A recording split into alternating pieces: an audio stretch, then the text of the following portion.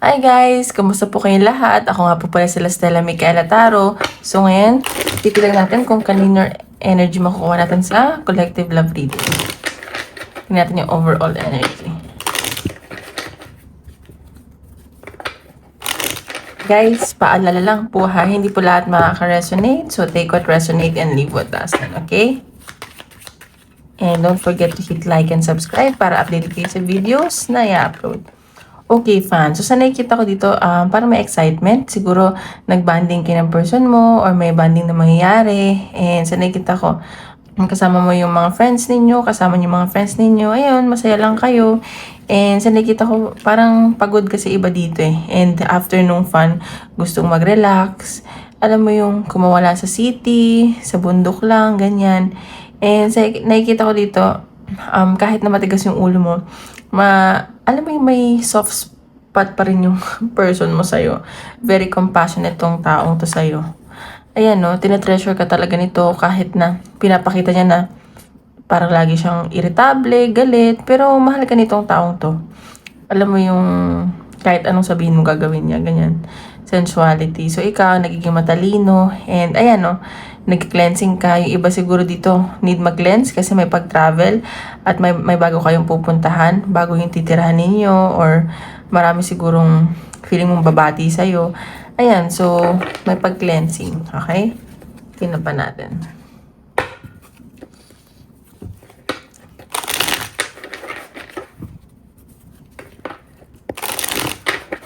Overall energy ng collective. Parang baliktad. Hindi naman. Papakita sa love reading ng collective.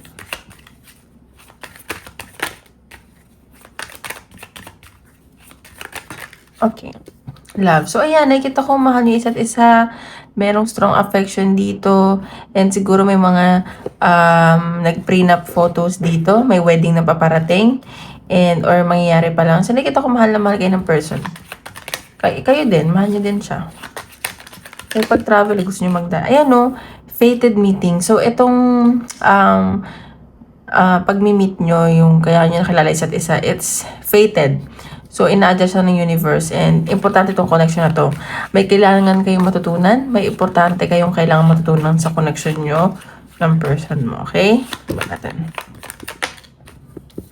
Mas, ayan. So, kailangan nyo magpakatotoo sa nararamdaman nyo at sa pinapakita nyo kasi para iba dito, hindi, parang natatakot pa maging kung ano talaga sila kasi baka hindi tanggapin ng person, ganyan. Pero sa nakikita ko, hindi naman tatanggapin kayo. And ayun no, nagkakilala siguro kayo through friends, and baka friends pa lang kayo ngayon, may nararamdaman na kayo, hindi nyo pa lang sinasabi. Kailangan nyo maging matapang para umamin. Ayan no, new love, may new love na paparating, or new person to. Parang ito yung nagbigay sa'yo ng hope na kaya mo pa palang magmahal. Alam mo yun, mahal na mahal ka nito. Ang person mo at ikaw din. Tingnan pa natin.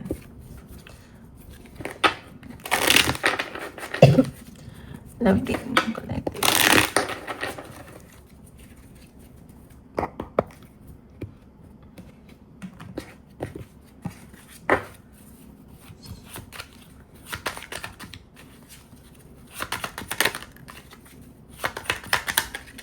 Ayan.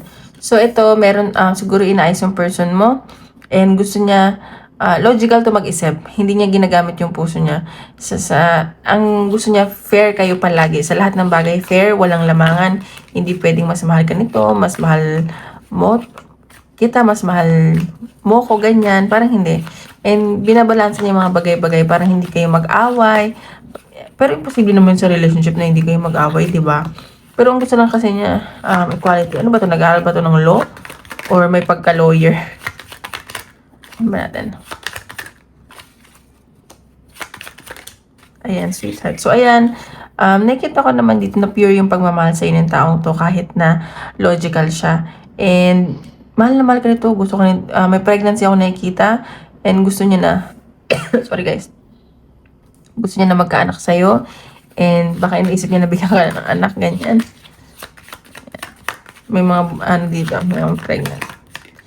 Or baka gusto niya mag-anak pero hindi ka pa ready. Alam mo yun, parang binabalanse pa niya kung kaya ba. And nakikita ko dito, parang binabribe ka nitong taong to. May mga offer, pero ayaw mo tanggapin. Siguro tinutulungan ka din niya financially. Ayaw mo tanggapin kasi parang ayaw mo ng utang na loob kahit na kung boyfriend mo to, kahit na boyfriend mo or girlfriend mo, ganyan. Ayun no, may nakita akong ma-achieve yung dalawa. And parang, alam mo, hindi ka makakapaniwala na nangyayari to sa'yo ngayon. So, parang lumulutang ka. Parang gumagawa ng person mo ng strategy para maging successful tong relationship nyo, mag-work, and marami kayong goal. Ayun no, para sa family, baka gusto nyo maging pamilya or pamilyado na kayo. And may nakita akong success sa inyo. Nakakatuwa naman. Ito na pati clarify natin. Okay. Ano tong justice? Tingnan natin.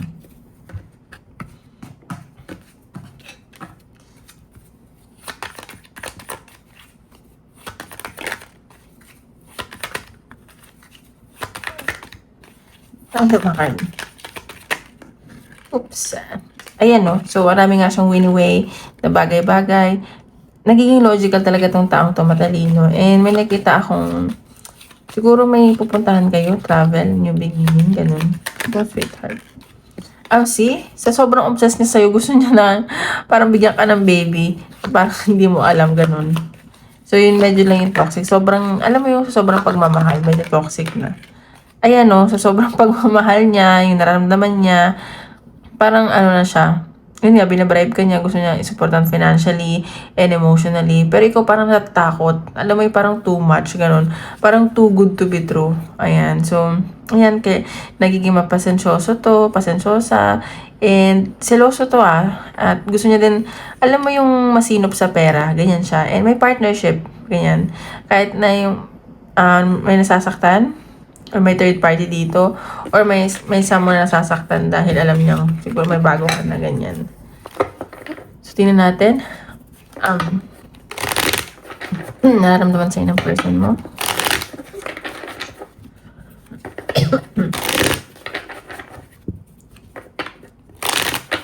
Ay, ito pa palang cartomancy, sorry. Okay. Love reading ng collective. Sorry guys. Napadami yung matamis ko today. Ganyan ako na. Love reading ng collective. Kaninong love reading ko? Sino mag-resonate?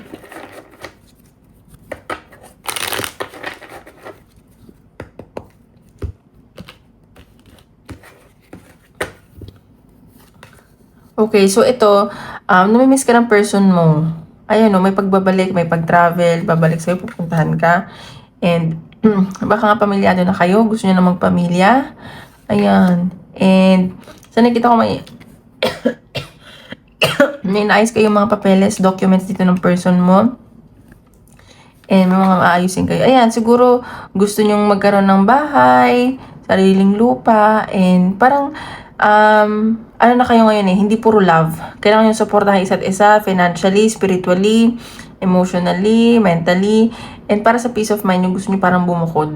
May pagbubukod ako nakikita. And alam mo yung binibuild nyo talaga yung, gusto nyo magkaroon ng strong foundation. Ayan, may pag-travel, and sa nakikita ko, maraming siguro ikaw admirers, and parang naano yung person mo from the past. Ayan no. And ikaw kasi parang ayaw masyado magsalita. Parang quiet ka lang. Siguro nakikita ng person mo, nagmamatigas ka, ganun. Kahit, ayan no, pares kayo ng energy, nagmamatigas. So nakikita ko miss nyo na may isa't isa Ayan, siguro magkalaro kayo. Ayan no, may mga anak kayo, and bubuo kayo ng anak. And sa nakikita ko, matutupad nyo naman to. Siguro may mga issue lang, kasi may mga na-involve dito sa third party from the past, may broken family. Kaya so nagdadalawang isip, baka single dad and mom yung kadil mo. And ayan, yun lang yung nagdadalawang, nagiging reason ba't nagdadalawang isip. Baka nga may anak, may asawa, may anak, may dating asawa, ganyan. So nakita ko swerte kayo sa business. Pag nag-business kayo. Ayan. Tingnan natin, nararamdaman ng person mo.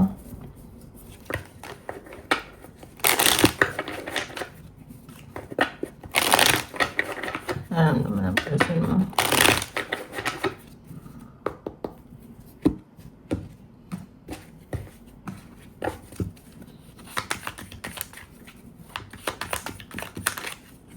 Ayan. So, may ano dito eh.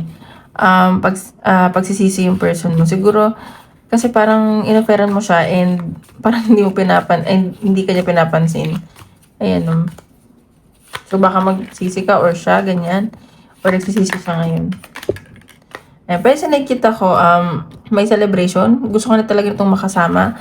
And may celebrate kayo soon, may party, ganyan. Baka gusto mag-wedding. Gusto na ikasal ng person mo, pero para ikaw, ayaw mo pa. And nakikita ko pure naman yung intention niya sa'yo eh. Ganyan. Ayan. Okay. O, 444. Tignan nyo. O, yan yung sign sa inyo ni universe. Kung ano man na pinagdadaanan nyo or nasa isip nyo, 444. And nakikita ko kasi parang healing ka pa eh. And gusto mo munang ma-heal ng tuluyan. Ay, alam mo yung pagod ka kasi. Parang napagod ka na sa mga ganap mo sa buhay from the past, ganyan. Ayan. So, gusto tayo i-workout ng person mo. Nagpapakanda, siya, trabaho. Ayan, ang dami. Alam mo yung ang dami niyang pangarap para sa inyo. Para mabigyan ka niya ng magandang buhay. Parang ikaw kasi stuck ka pa from the past eh. Ayan. So, ayun, may wedding talaga. And, masaya naman kayo sa isa't isa. Parang, gusto niya ng, mag-live-in. Yan. Masaya kayo sa isa't isa. Parang ikaw yung may problema dito. See, 3 of Wands. So, may pag-travel. Nag-aantay na lang. And, maganda yung nakikita ko dito. Okay. Okay. So, ikaw, naging matalino ka na kasi. Hindi ko sinasabing materialistic ka, pero hindi na puro love or emotions yung nasa isip mo. Kasi sa buhay naman, hindi naman nakakain yung love eh. Yun yung reality. So, kailangan yung someone na makakatuluyan mo is yung financially stable, or kung hindi man yung makakatulong sa'yo, madiskarte, ganyan. And sa nakikita ko, gusto ka naman tulungan itong person mo. May mga kailangan lang kayong ikat na blockages and i-heal yung sarili nyo, parehas kayo.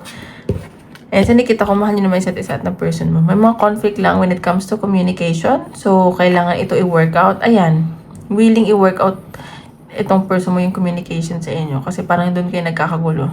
The way you speak to each other, ganyan. Ayan. Hindi pa natin. Possible outcome and action sa inyo person mo.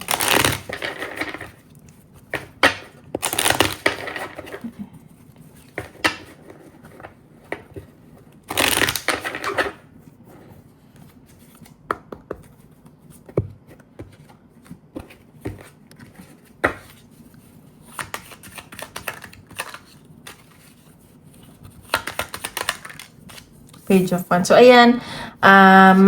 Siguro may sasabihin sa ito. May message na paparating.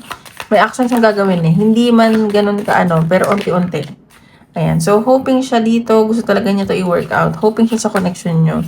And hoping siya na ikaw na talaga. Kasi parang pagod na to masaktan. Ayaw niya nang masaktan. Ganun.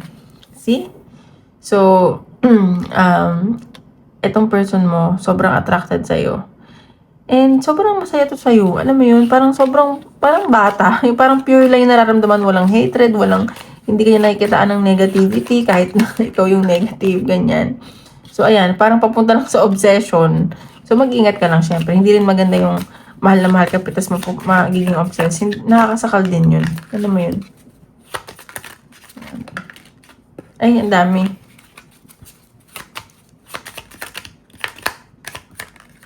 See? The High Priestess. So, etong person mo, ginagamit niya palagi yung intuition niya. Parang hindi to papatalo. Ganun. Tsaka matalino tong person mo. Lagi niyang gagamitin. Hindi siya basta-basta gumagawa ng action. Ayan. So, may pag-travel kayo. At makukomplete na niya yung cycle nyo or niya from the past at kayo rin. At may pag-travel kayo around the world. Dalawa kayo. See the Lovers. And sa nakikita ko, kung magtuloy-tuloy ito, ma-workout niyo yung relationship niyo, magiging masaya kayo. And may long-term commitment, mapo-provide ang ganitong person mo. Maging supportive lang kayo sa isa't isa, magiging magtulungan lang kayo, and ibibigay niya sa'yo lahat. Lahat ng makakaya niya, needs, wants mo, ganyan. Ayan mag-o-offer to sa'yo. Pero may nasasaktan dito. Ikaw ba ito nasasaktan from the past, or siya? Or someone na nakakatingin sa inyo na masaya ka na, masaya na kayo, nasasaktan tong mga to. Well, exits happen for a reason. I mean, X is, there's a reason bakit X na. And everything happens for a reason. Napay na, ano na ako. Tingnan natin.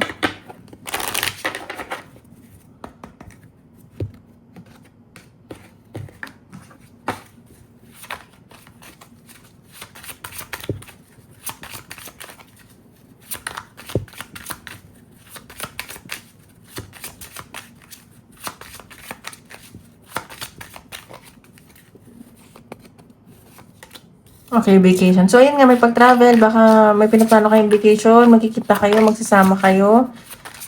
And gusto ko na itong taong ito makasama. Ayan. So, may confession akong na-sense. Baka may aminin to sa'yo at magulat ka. Medyo may pagka-narcissistic lang tong person mo. So, ayan. Ingat ka lang kasi toxic din yan eh. Gemini, Libra, Aquarius, kadil mo. And yes, luck is on your side. Ibibigay na sa'yo ng universe yung nararapat sa'yo, yung deserve mo. And maswerte ka. Ayan. Tingnan natin. Siyempre, hindi naman lahat ng tao perfecto. Tingnan natin. Messages sa'yo ng person.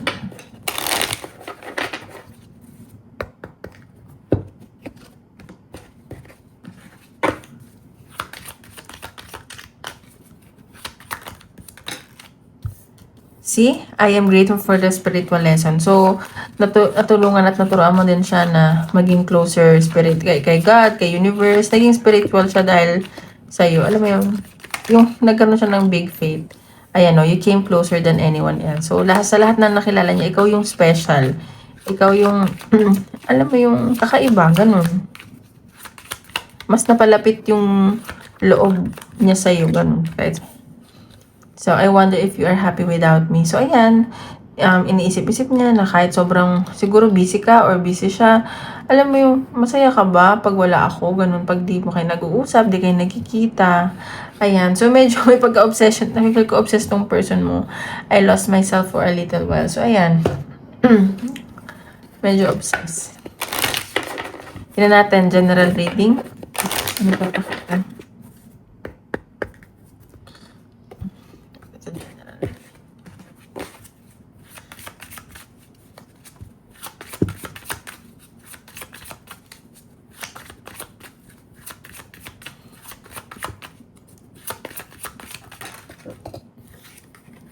Star. So, ayan. So, baka bago pa lang kayo ng person mo, bagong taon to. And sa nakikita ko, meron kang, yung mga goal mo sa buhay, unti-unti siyang nangyayari.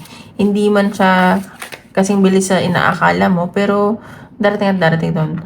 May wish ka na matutupad. Ayan. So, medyo may stress ka lang. Pero, parang, ano mo lang na ayaw mo makipag-usap muna. Pero, naging okay ka naman. Natin.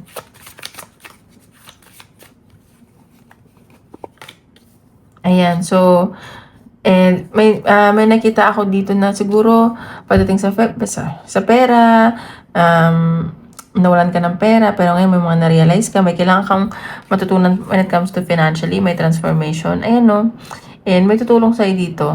And sa nakikita ko, mahalin mo lang yung trabaho mo, ibabalik sa'yo ni universe, like yung blessing financially. And meron ditong someone na pinagdadasal ka. Merong new messages na paparating. And matutuwa ka dito siguro sa Valentine's Day. Wow. Ayan.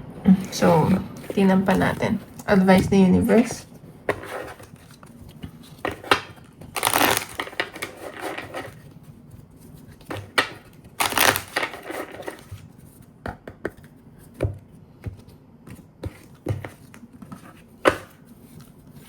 Advice ni universe.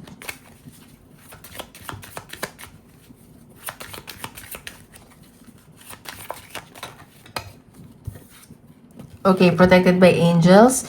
You are cherished by the angels. So, ayan, wag ka daw mag-alala kasi divinely guided ka. Maraming pumaprotect sa sa'yo. Pero syempre, hindi ka naman dapat gumawa ng masama. So, kung sino may mga nanakit sa'yo, babalik sa kanila yan, okay? Hindi natin advice ni universe.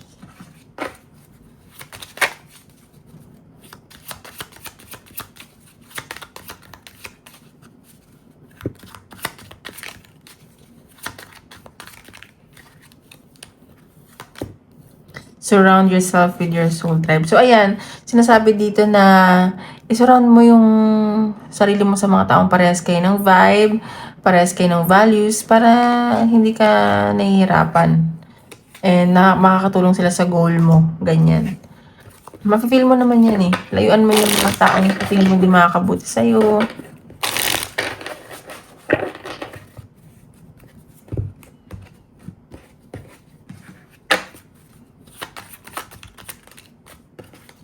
Channel the energy to of the next moon phase. So, ayan, yung next moon phase, mag-manifest ka, and there is a lot of passion. So, may mga susunod na mangyayari sa buhay mo, love life man or career.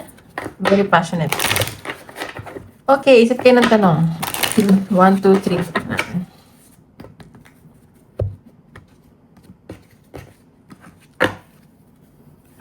1, 2.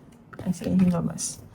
1, 2, 3. Yan natin. Number 1, success. Ayan, may success. If you believe, number 2. Number 3, there's something better. So, ayun lang guys. Maraming salamat po. Don't forget to hit like and subscribe para updated kayo sa videos na i-upload natin. Bye-bye!